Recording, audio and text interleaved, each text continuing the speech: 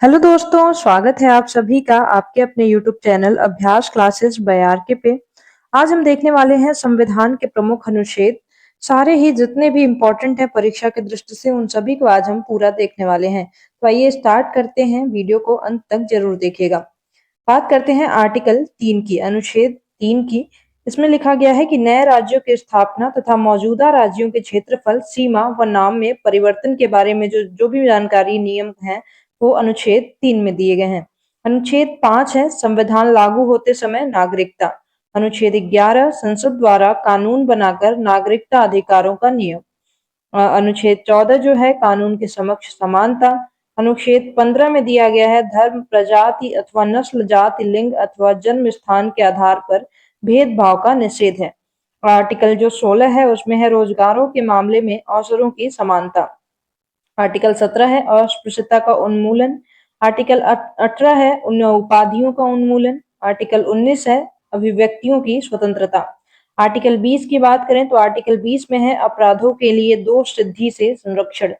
Article 21 है जीवन तथा व्यक्तिगत स्वतंत्रता का संरक्षण। आर्टिकल 23 है मानव व्यापार तथा बालात श्रम में संरक्षण।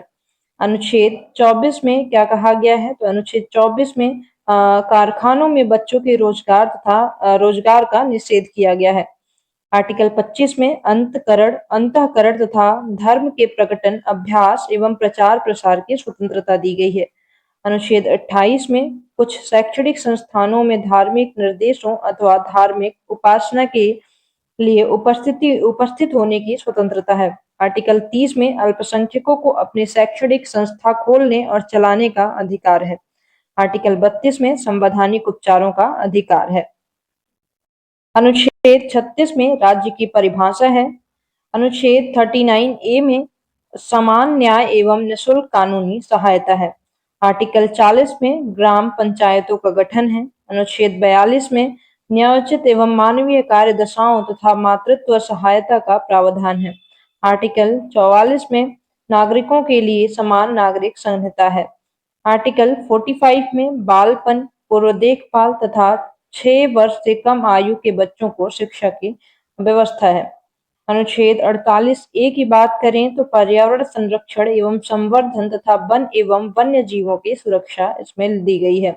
अनुच्छेद 50 में न्यायपालिका का कार्यपालिका से अलगाव लिखा बताया गया है। अनुच्छेद 51 की बात करें तो अंतरराष्ट्रीय शांति एवं सुरक्षा को प्रोत्साहन दिया गया है इसमें।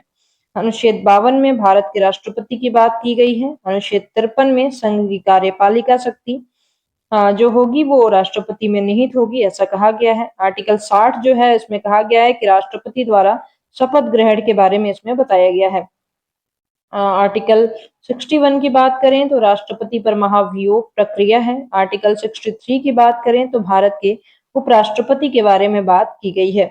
आर्टिकल 69 में बात करें तो उपराष्ट्रपति द्वारा शपथ ग्रहण की बात की गई है।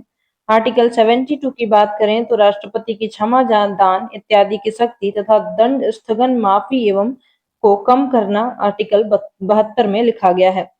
अनुच्छेद 74 की बात करें तो मंत्री परिषद का राष्ट्रपति को सहयोग एवं परामर्श देना। आर्टिकल 78 प्रधानमंत्री का राष्ट्रपति को सूचनाएं प्रदान करने संबंधी कर्तव्य है। अनुच्छेद 79 जो है वो संसद का गठन है। अनुच्छेद आर्टिकल 89 जो है वो राज्यसभा के सभापति एवं उपसभापति के बारे में बताता है। आर्टिकल 39 की बात करें तो लोकसभा के अध्यक्ष एवं उपाध्यक्ष हैं। आर्टिकल 110 की बात करें तो धन विधेयक की परिभाषा इसमें दी गई है। आर्टिकल 112 की बात करें तो वार्षिक वित्तीय विवरण मतलब बजट के बारे में इसमें बताया गया है। आर्टिकल 114 में विनियोजन विधेयक के बारे में बताया गया है। आर्टिकल 115 में पूरक, अतिरिक्त तथा अतिरेक अनुदान की बात की गई है। आर्टिकल 123 में राष्ट्रपति की अध्यादेश जारी करने की शक्ति के बारे में बताया गया है। आर्टिकल 124 में उच्चतम न्यायालय की स्थापना एवं गठन का प्रावधान है। आर्टिकल 126 में कार्यकारी मुख्य न्यायाधीश की नियुक्ति है। आर्टिकल 127 की बात करें तो तदर्थ न्यायाधीशों की नियुक्ति है। आर्टिकल 129 की बात करें तो अभिलेख न्यायालय के रूप में उच्चतम न्यायालय की बात की गई है। आर्टिकल 139 में उच्चतम न्यायालय के रिट जारी करने की शक्ति है। आर्टिकल 143 में राष्ट्रपति की उच्चतम न्यायालय से सलाह करने की शक्ति निहित है। आर्टिकल 148 में भारत के नियंत्रक एवं महालेखा परीक्षक की बात की गई है। आर्टिकल 153 में राज्यों के राज्यपाल की शक्ति के बारे में बताया गया है। राज्यों की राज्यपाल के बारे में बताया गया है। आर्टिकल 155 में राज्यपाल की नियुक्ति के बारे में बताया गया है। आर्टिकल 161 में राज्यपाल की क्षमा की शक्ति है, क्षमा आदि की शक्ति है, मतलब दंड से क्षमा करने की शक्ति है। आर्टिकल 163 की बात करें तो मंत्रिपरिषद का राज्यपाल को सहयोग एवं सलाह देना। आर्टिकल 165 में राज्य का महाधिवक्ता के रूप में राज्य के महाधिवक्ता के का वर्णन किया गया है। आर्टिकल 200 में राज्यपाल द्वारा राज्य विधायिका के विधेयकों पर स्वीकृति की बात की गई है। आर्टिकल 201 में राज्यपाल द्वारा विधेयक को राष्ट्रपति के विचारार्थ सुरक्षित रखने की बात की गई है। अब बात करते हैं आर्टिकल 199 की, तो राज्य वित्त विधेयक की परिभाषा इसमें दी गई है। आर्टिकल 202 में वार्षिक वित्तीय विवरण मतलब बजट का राज्यों के लिए बजट का प्रावधान है। आर्टिकल 204 में विनियोग विधेयक राज्यों में की बात की गई है। आर्टिकल 205 में पूरक, अतिरिक्त अथवा अतिरेक अनुदान की बात की गई है। आर्टिकल 214 में राज्यों के लिए उच्च न्यायालय का प्रावधान है। आर्टिकल 216 में उच्च न्यायालय का गठन की बातें की गई है। आर्टिकल 231 में दो या अधिक राज्यों के लिए साझे उच्च न्यायालय की स्थापना का प्रावधान है। आर्टिकल 233 में जिला न्यायाधीशों की नियुक्ति का प्रावधान है। आर्टिकल 243 में पंचायती राज की बात की गई है।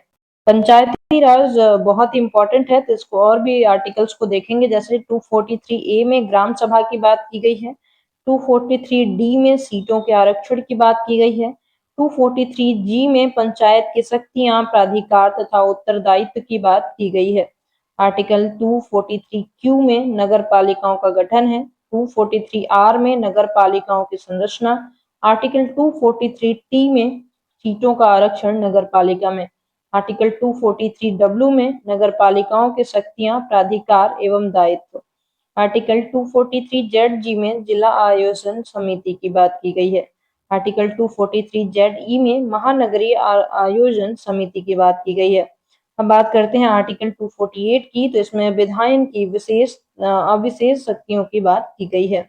आगे देखते हैं तो आर्टिकल 249 में राष्ट्रहित में राज्य सूची से संबंधित किसी मामले में संसद की कानून बनाने की शक्ति है। आर्टिकल 256 में राज्यों तथा संघ की जिम्मेदारियां हैं। आर्टिकल 262 में अंतर्राज्यीय नदियों व नदी घाटियों के पानी से संबंधित विवाद में न्याय की बात की गई है। आर्टिकल 263 में अंतर्राज्य संबंधों से संबंधित प्रावधान है। आर्टिकल 273 में जूट एवं जूट उत्पादों पर निर्यात कर के लिए अनुदान है।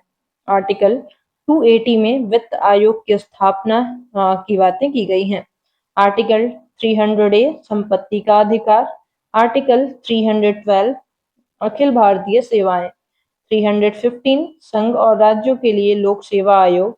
आर्टिकल 320 लोक सेवा आयोग के कार्य। आर्टिकल 324 निर्वाचन आयोग।